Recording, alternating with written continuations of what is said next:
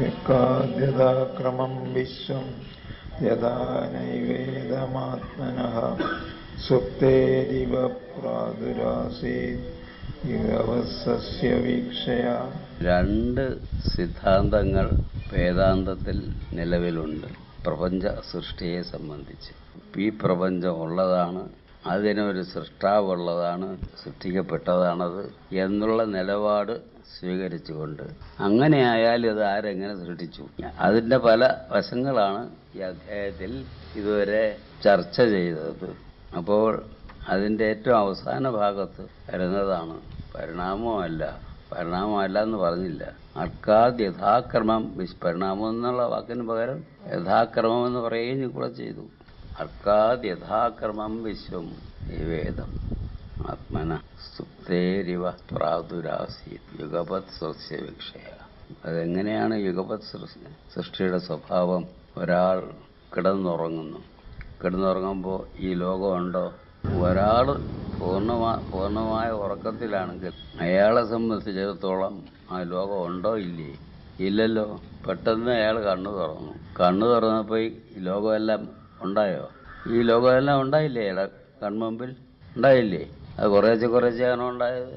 അപ്പോൾ കണ്ണടഞ്ഞിരിക്കുമ്പോൾ ഒന്നുമില്ലാതിരിക്കുന്ന അവസ്ഥയിൽ നിന്ന് പെട്ടെന്ന് മാറി കണ്ണു തുറന്നപ്പോൾ സകലതും ഒന്നിച്ച് എവിടെ നിന്നോ ഒന്നിച്ചിങ്ങ് വന്നു. അതുപോലെയാണ് യുഗപത് സൃഷ്ടി. ആത്മാവ് അല്ലെങ്കിൽ ആദ്യം പറഞ്ഞ പരമേശ്വരൻ, ഭഗവാൻ, ഇതൊക്കെ പല വാക്കുകളും പറഞ്ഞു. ഈ പരമേശ്വരൻ അല്ലെങ്കിൽ ഭഗവാൻ കണ്ണടച്ചിരുന്നു, അപ്പോൾ ഈ ലോകമില്ലായിരുന്നു. പെട്ടെന്ന് കണ്ണു തുറന്നു, അപ്പോൾ ഈ ലോകം ഉണ്ടായി. എങ്ങനെ ഉണ്ടായി? ആ ചോദ്യം ഇവിടെ തൽക്കാലം ചോദിക്കുന്നില്ല. അതിൻ്റെ ചോദ്യം, ഈ ചോദ്യത്തിനുള്ള ഉത്തരമൊക്കെ മായ എന്ന കോൺസെപ്റ്റിലാണ് പിന്നെ നമ്മൾ കണ്ടെത്തുന്നത്. അത് ഇവിടെ ചർച്ചയ്ക്ക് വരുന്നില്ല. അതിനെയാണ് യുഗപത് സൃഷ്ടി എന്ന് പണ്ടുകാലം തൊട്ടേ പറഞ്ഞു പോരുന്നത്. അങ്ങനെ യുഗപത് സൃഷ്ടി എന്നും ക്രമസൃഷ്ടി എന്നും രണ്ട് സൃഷ്ടിക്രമങ്ങൾ പണ്ടു തൊട്ടേ വേദാന്ത ലോകത്ത് സ്വീകാര്യമായി തീർന്നിട്ടുണ്ട്. അതിൽ ക്രമസൃഷ്ടിയല്ല നമുക്ക് സ്വീകാര്യമായിട്ടുള്ളത്. സത്യത്തിന് പരിണാമം ഉണ്ടാവില്ല, അത് ചൈതന്യ സ്വരൂപമായതുകൊണ്ട്. അതൊക്കെ പിന്നെ പറയും, അടുത്ത അധ്യായത്തിലൊക്കെ വരുന്നതേ ഉള്ളൂ. അത് കണ്ണു തുറക്കും, കണ്ണടയ്ക്കും. കണ്ണു തുറക്കുമ്പോൾ ലോകമുണ്ടായി, കണ്ണടയുമ്പോൾ ലോകം ഇല്ലാതായി. ഇത്രയേ ഉള്ളൂ. ഇതെങ്ങനെ എന്ന് ഒരാൾ ചോദിച്ചാൽ, പ്രപഞ്ചത്തെ സംബന്ധിച്ച് എങ്ങനെ എന്നുള്ള ചോദ്യത്തിന് ഇങ്ങനെ എത്രയോ ചോദ്യങ്ങളുണ്ട്. അവയ്ക്കെല്ലാം ഉത്തരം പറയാൻ ഒരിക്കലും ആവുകയില്ല. എന്നാൽ അന്തിമമായ സത്യം വെളിപ്പെട്ട് കിട്ടുമ്പോൾ, സത്യമേത് അസത്യമേത് എന്ന് വെളിപ്പെട്ട് കിട്ടുമ്പോൾ, അസത്യം എന്നൊന്നില്ല, അസത്യം എന്ന് നമ്മൾ ഇതുവരെ കരുതിയിരുന്നതും കൂടി സത്യത്തിൻ്റെ ഒരു ഭാവം മാത്രമാണ് എന്ന് മനസ്സിലാക്കും. അപ്പോൾ അസത്യമേ ഇല്ല, സത്യം മാത്രമേ ഉള്ളൂ. ആ ഉള്ള സത്യം പലതരത്തിൽ ഭാവം പകരും. അങ്ങനെ ഭാവം പകരുന്നതിൽ ചിലതിനെ നമ്മൾ അസത്യമെന്ന് വിളിക്കും, ചിലതിനെ സത്യമെന്ന് വിളിക്കും. ഭാവം പകരുന്നതിനല്ലേ അസത്യമെന്നും സത്യമെന്നും വിളിക്കാൻ പറ്റുള്ളൂ, കാറ്റഗറൈസ് ചെയ്യാൻ പറ്റുള്ളൂ, അല്ലേ? കാറ്റഗറൈസ് ചെയ്യാൻ ഒക്കാത്ത സത്യത്തെ എങ്ങനെ സത്യമെന്നും അസത്യമെന്നും, ഇത് സത്യമാണ് അല്ല ഇത് അസത്യമാണ് എന്നെങ്ങനെ അതിനെ തരംതിരിച്ച് കാണാനാവും? സാധിക്കില്ല. അങ്ങനെ ഒരു സത്യദർശനത്തിൻ്റെ തലത്തിലേക്ക് ഇവിടെ ദർശനമാല എത്തിയിട്ടില്ല. ഇവിടെ പ്രപഞ്ചം ഉള്ളതാണ്, ആ ഉള്ള പ്രപഞ്ചത്തിൻ്റെ കർത്താവുണ്ട്. ആ കർത്താവ് എങ്ങനെ പ്രപഞ്ച സൃഷ്ടി നടത്തി ഇങ്ങനെ ക്രമപ്രകാരം പടിപടിയായി ചെയ്തു തീർത്തോ, അതോ ഒറ്റയടിക്ക് ചെയ്തു തീർത്തോ? ക്രമസൃഷ്ടിയല്ല, പിന്നെ യുഗപത് സൃഷ്ടിയാണ്. ആത്മാവാണ് സത്യം എന്ന് എത്തിച്ചേരുന്ന, അന്തിമ നിഗമനത്തിൽ എത്തിച്ചേരുന്ന വേദാന്തത്തിന് സ്വീകാര്യം. അപ്പോൾ ഇവിടെ ഈ ശ്ലോകത്തിൽ പ്രത്യേകം ശ്രദ്ധിക്കേണ്ടത്, ഒന്ന്, ഒരു സൃഷ്ടിവാദം അംഗീകരിക്കുന്നുണ്ട്. സൃഷ്ടിവാദം അംഗീകരിക്കുന്നത് ഏതിനോട് ചേർന്നതാണ്? അധ്യാരോപ ദർശനത്തിനോട് ചേർന്നതാണ് എന്നുള്ള കാഴ്ചപ്പാടിന് അടിവരയിട്ടുകൊണ്ട് വേണം ഈ ശ്ലോകത്തിൻ്റെ അർത്ഥം മനസ്സിലാക്കാൻ ശ്രമിക്കേണ്ടത്. ഭഗവാൻ ഒറ്റനോട്ടം കൊണ്ട് ഈ ലോകം സൃഷ്ടിച്ചോടോ ഒന്ന് ഉറക്കെ ചോദിക്കുകയാണെങ്കിൽ പോലെ ഇല്ല. പിന്നെയോ ഭഗവാൻ ഒന്ന് നോക്കിയതേ ഉള്ളൂ. അല്ലെങ്കിൽ ഭഗവാൻ എന്നുള്ള സങ്കല്പമേ മാറ്റി എന്താക്കാം? ആത്മാവ്. ഭഗവാൻ എന്നുള്ള സങ്കല്പം ഈ അധ്യായത്തോടുകൂടി അങ്ങ് തീരുകയാണ്. ഇങ്ങനെ ഓരോ അധ്യായത്തിൽ വരുന്നില്ല ഭഗവാൻ. ആത്മാവ് എന്നുള്ള സങ്കല്പത്തിലേക്ക് പ്രവേശിച്ചു കഴിഞ്ഞാൽ പിന്നെ അവിടെ ഉള്ളത് ആത്മാവ് മാത്രമാണ്. ആത്മാവും അതിൻ്റെ ക്രിയാത്മകതയും. അടുത്ത അധ്യായത്തിലേക്ക് പ്രവേശിക്കുമ്പോൾ ഒരു വാക്ക് പുതിയതായിട്ട് അവതരിപ്പിച്ചുകൊണ്ടാണ് പ്രവേശിക്കുന്നത്. ചൈതന്യത്തിൽ നിന്നാണ് ഇതെല്ലാം ഉണ്ടാകുന്നത്. ഏതാണ് ഈ ചൈതന്യം? കഴിഞ്ഞ അധ്യായത്തിൽ ഭഗവാൻ പരമേശ്വരൻ എന്നൊക്കെ പറഞ്ഞു. അതുതന്നെയാണോ ഈ ചൈതന്യം? അല്ലല്ല, അത് അറിവാണ്. അറിവിനെ തന്നെ വേദാന്ത സന്ദർഭത്തിൽ എന്താണ് കേവലമായ അറിവും അല്ലെങ്കിൽ ചിത്തും ചൈതന്യവും തമ്മിലുള്ള വ്യത്യാസം? വളരെ സൂക്ഷ്മമായ വ്യത്യാസമേ ഉള്ളൂ. കേവലമായ അറിവ്, നിരുപാധികമായ അറിവ്, അതാണ് ചിത്ത്. അത് നിർവികൽപ്പമാണ്, നിരുപമമാണ്, അദ്വയമാണ്, ഇതെല്ലാം പറയാം. എന്നാൽ ഈ അറിവ് അങ്ങനെ തന്നെ നിരുപാധികമായി, ഈ അറിവാണല്ലോ ഈ വിശ്വമായി വിരിഞ്ഞു നിൽക്കുന്നത്. അപ്പോൾ ആ അറിവ് ഒരു നിമിഷമെങ്കിലും നിർജീവമായി, ക്രിയാത്മകമല്ലാതെ നിഷ്ക്രിയമായി വർത്തിക്കുന്നുണ്ടോ? ഉണ്ടെങ്കിൽ ആ നിമിഷത്തിൽ ഈ പ്രപഞ്ചം ഇല്ലാതാവും. ഇല്ലേ? അങ്ങനെയല്ലേ? എല്ലാവർക്കും ഒരു മടി, പറയാൻ മടി, ഉത്തരം പറയാൻ മടി. ഇപ്പം ആരാ ഉത്തരം പറഞ്ഞത്? ഞാൻ പറയുന്ന വ്യത്യാസം, ചിത്തും ചൈതന്യവും തമ്മിലുള്ള വ്യത്യാസം പറയാനാണ് ഞാൻ ശ്രമിക്കുന്നത്. എനിക്കും വ്യക്തമായിട്ട് ധാരണയില്ലായിരുന്നു. ധർമ്മരാജ ധുരേന്ദ്രൻ ചൈതന്യം എന്നുള്ള വാക്കാണ് ഉടനീളം ഉപയോഗിക്കുന്നത്. അപ്പോൾ ചിത്തിൻ്റെ ഒരു പര്യായമായിട്ട് ഞാൻ അതിനെ കണക്കാക്കിയാണ് അത് പഠിച്ചതും എഴുതിയതും ഒക്കെ. എന്തുകൊണ്ട് ചിത്ത് എന്നുള്ള വാക്ക് അദ്ദേഹം ഉപയോഗിച്ചില്ലെന്നുള്ളത് എനിക്കറിയില്ല.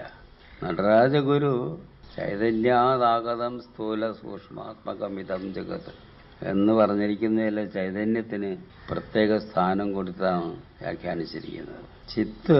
ചിത്തായിട്ടിരിക്കുമ്പോൾ അതിൽ ഈ ലോകമില്ല, യാതൊരു ഭാവവുമില്ല, ഭാവരഹിതമാണത്, ഒന്നുമില്ല, കേവലം അറിവ് മാത്രം, അറിവിൻ്റെ പ്രകാശം മാത്രം, മറ്റൊന്നും ഇല്ല.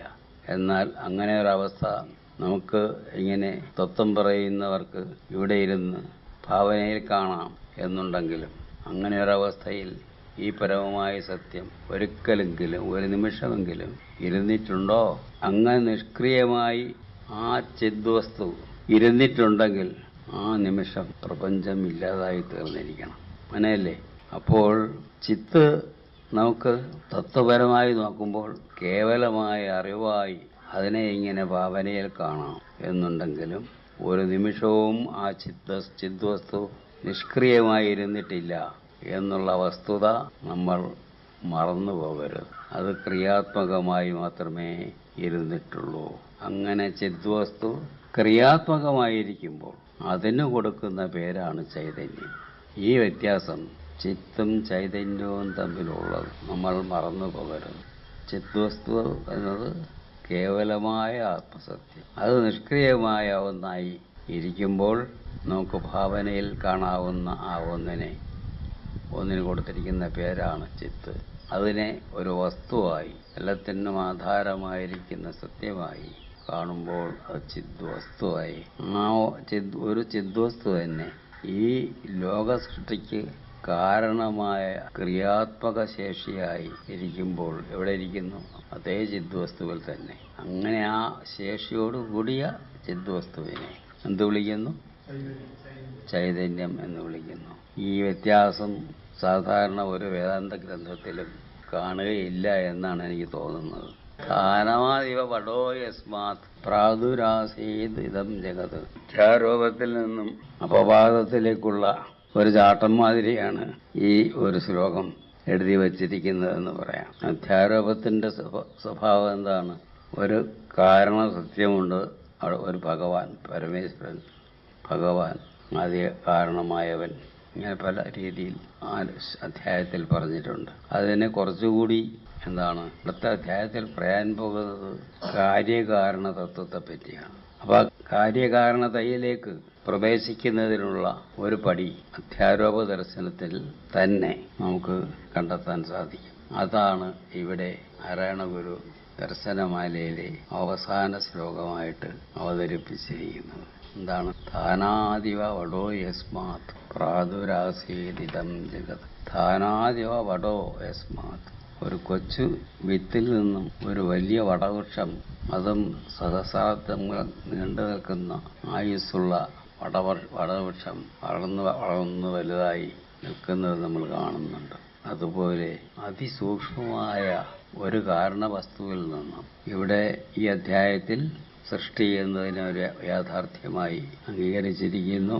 അതുകൊണ്ട് ആ സൂക്ഷ്മമായ ഭഗവാൻ എന്നുള്ളത് പോയി, പരമേശ്വരൻ എന്നുള്ളത് പോയി, ഒരു അതിസൂക്ഷ്മമായ ഒരു തത്വം എന്നതിലേക്ക് വന്നു. ധാനാദ്യോ വടോ യസ്മാത് പ്രാദുരാസീദിതം ജഗത്.